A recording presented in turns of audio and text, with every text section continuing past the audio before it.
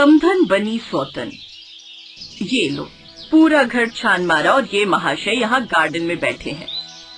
शकुंतला अपने पति को गार्डन में अकेला शांत बैठा देख उसके पास चली जाती है। अरे बुढ़ापे में किसके ख्यालों में खोए हुए हो महाराज? समधन के ख्यालों में। अपने पति के मुंह से ये सुनकर शकुंतला हैरान हो जाती है और उसे जोर से हिलाती है। शंकर होश में आ जाता है। क्या हुआ? हमारी खोपड़ी पे काहे खड़ी हो? पहले ये बताओ कौन सी समधन के ख्यालों में खोए हुए थे? अरे तुम पागल हो क्या भाग्यवान? मेरा एक ही बेटा है करण, और उसकी भी अभी तक शादी नहीं हुई, तो समधन के होने का सवाल ही पैदा नहीं होता। मेरी समधन कहाँ से आ गई बोलो? देखो, हमको ज्यादा पागल बनाने की कोशिश ना करना। अभी तुमने ही कहा ना कि समधन के ख्यालों में खोए हुए हो। वो क्या था फिर? अरे वो तो मैं करण की शादी के बारे में सोच रहा था। उसकी भी तो शादी की उम्र हो रही है।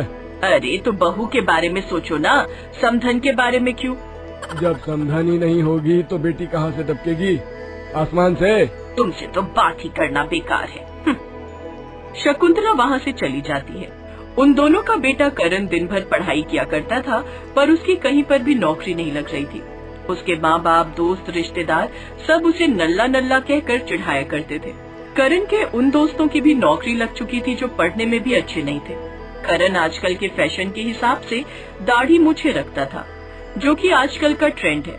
एक रोज जब करण किसी मल्टीनेशनल कंपनी में इंटरव्यू देने जा रहा था, तब उसके पिता शंकर ने उसका पीछा किया, ये पता लगाने के लिए कि इतना टैलेंटेड होने के बाद भी करण को कोई कंपनी नौकरी क्यों नहीं दे रही है।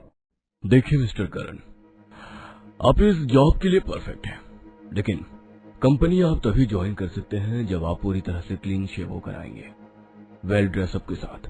करण ने अपनी फाइल उठाई और वहाँ से बिना कुछ बोले निकल गया।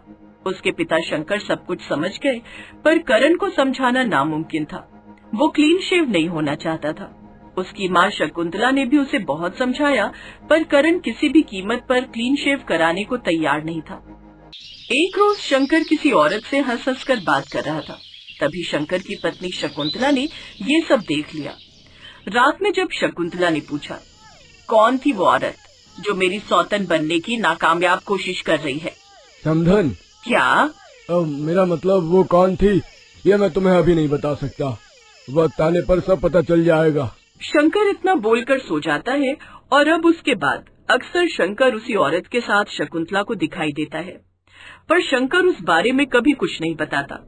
वहीं दूसरी तरफ करण एक रोज किसी इंटरव्यू के लिए अपनी बाइक से कहीं जा रहा था।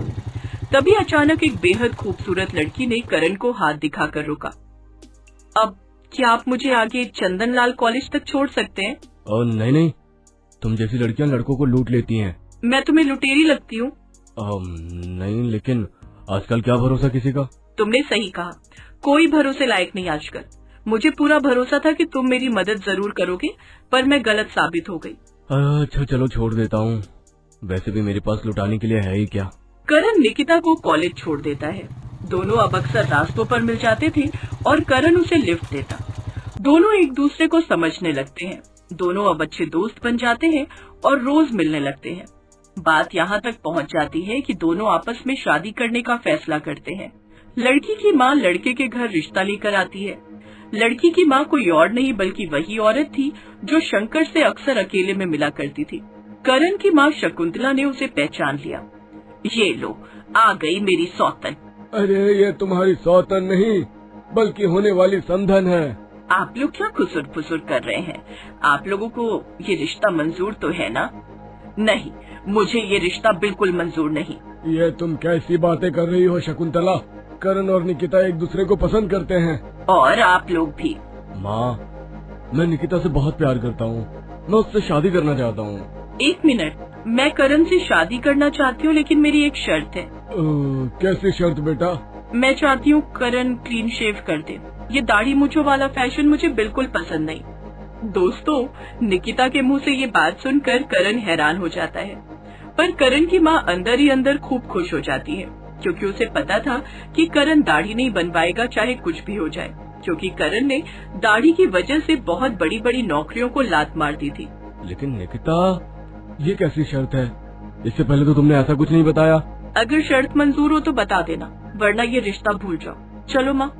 दोनों माँ बेटी उठकर वहाँ से चले जाते हैं। इधर करण के पिताजी शंकर बहुत नाराज होते हैं। इतना अच्छा रिश्ता ठुकरा दिया तूने, कुछ करता रहता नहीं है। इसी दाढ़ी की वजह से तुझे नौकरी नहीं मिल रही, अब रिश्ता भी चला गया हाथ से है? तुम क्यों इतना गुस्सा कर रहे हो? एक न एक दिन मेरे बेटे की नौकरी भी लग जाएगी और इस छछुंदर से अच्छी लड़की मिलेगी हमारे बेटे को। अरे लेकिन कैसे मिलेगी? तुम तो ऐसे नाराज हो रहे हो जैसे रिश्ता करण का नहीं बल्कि आपका टूटा हो। मैं सब समझती हूँ, मेरी सौतन लाने की तैयारी में हो तुम हमेशा उल्टी बातें ही करती हो। इतना कहकर शंकर वहाँ से चला जाता है। रात के खाने के बाद सब सो जाते हैं, पर करण को नींद नहीं आ रही थी। वो बार बार निकिता के बारे में सोच रहा है। उसे लगता है कि अभी तक सब ठीक था, अचानक निकिता ने ऐसी शर्त क्यों रख दी। सुबह होते ही करण उसी जगह निकिता का इंतजार करने लगता है जहाँ पर अक्सर दोनों मिला करते थे, पर निकिता वहाँ नहीं आती। करण निकिता को फोन करता है। तुमने शेव कर ली? नहीं निकिता, लेकिन एक बात बताओ, अचानक ये वाली शर्त क्यों रख दी तुमने? तुमने तो मुझे दाढ़ी में ही पसंद किया था ना। मैंने तुमको पसंद किया है, ना कि दाढ़ी को। तुम मेरे लिए अगर एक छोटी सी बात नहीं कर सकते तो भूल जाओ मुझे। मेरे परिवार में सब चिकने हैं, मैं नहीं चाहती कि कोई दाढ़ी वाला बाबा मेरे परिवार में आए। किसी को पसंद नहीं आओगे तुम मेरे परिवार में। मैंने बड़ी बड़ी नौकरियां छोड़ दी पर दाढ़ी नहीं बनवाई। मुझे चिकना रहना पसंद नहीं है। सर कटा सकता हूँ लेकिन दाढ़ी नहीं। ठीक है, तो अब मेरे पास फोन मत करना। इतना कहकर निकिता ने फोन काट दिया। इधर करण को समझ नहीं आ रहा था कि क्या करे, क्योंकि वो निकिता से शादी भी करना चाहता था। खैर, वो चुपचाप घर आ गया। रात भर करण इसी बारे में सोचता रहा। उसे कोई रास्ता नहीं सूझ रहा था। तब उसने फाइनली रात में ही दाढ़ी बना डाली। करण अब बिल्कुल चिकना हो गया। करण ने बिना दाढ़ी के खुद को आईने में देखा तो हैरान रह गया, क्योंकि इससे पहले उसने खुद को चिकना तभी देखा था जब उसकी दाढ़ी मूंछ नहीं आई थी। खैर, सुबह हुई तो उसके अपने माँ बाप ने करण को नहीं पहचाना। तब करण ने बताया कि अरे मैं हूँ करण, आप लोग अपने बेटे को नहीं पहचान पा रहे? मैं जा रहा हूँ उसी कंपनी में नौकरी के लिए, आशीर्वाद दो आप लोग। करण बिना कुछ ज्यादा बोले इंटरव्यू के लिए चला जाता है। इधर करण के माँ बाप बहुत खुश हैं। हाय, मेरा बेटा बिल्कुल कृष्ण भगवान लग रहा है। चलो अब कम से कम निकिता से शादी हो जाएगी करण की। उसकी छोड़ो, सबसे पहले तुम ही शादी कर लो उसकी माँ से। निकिता की माँ तुम्हारी होने वाली समधन है, सौतन नहीं। तुम्हारे अंदर जितनी भी गलतफहमी है वो सब आज खत्म कर देता हूँ। चलो मेरे साथ। शंकर अपनी पत्नी के साथ निकिता की माँ से मिलता है। शंकर सब कुछ सच सच बता देता है। ये निकिता की माँ है। हम लोग स्कूल में साथ में पढ़ते थे। हम लोग बहुत सालों बाद मिले तो पता चला कि इनकी एक बेटी है। तब मेरे दिमाग में एक आइडिया आया कि क्यों ना करण की दाढ़ी बनवाने में निकिता की हेल्प ली जाए, क्योंकि दाढ़ी की वजह से उसको नौकरी भी नहीं मिल पा रही थी। इसीलिए हम दोनों ने मिलकर सब कुछ प्लान किया। तभी अचानक शकुंतला के मोबाइल पर करण का फोन आया। माँ, मुझे नौकरी मिल गई, पूरे 20 लाख का पैकेज मिला है। शकुंतला बहुत खुश हुई। उसने सारी बात शंकर को बताई। सब बहुत खुश हुए। आपकी बेटी और आप अगर ना होते तो शायद आज मैं ये दिन नहीं देख पाती। आप तो इस दुनिया की सबसे अच्छी समधन हैं, पर मैंने आपको सौतन समझा। इसके बाद करण और निकिता की शादी धूमधाम से हो जाती है। शादी के बाद निकिता ने सारी सच्चाई करण को बता दी। दोनों अब खुशी खुशी रहने लगते हैं। आप लोगों को आज की कहानी कैसी लगी हमें कमेंट करके जरूर बताएं। चैनल को सब्सक्राइब करके घंटी को दबाना ना भूलें। मिलते हैं ऐसी ही एक और जबरदस्त कहानी के साथ। तब तक के लिए नमस्कार।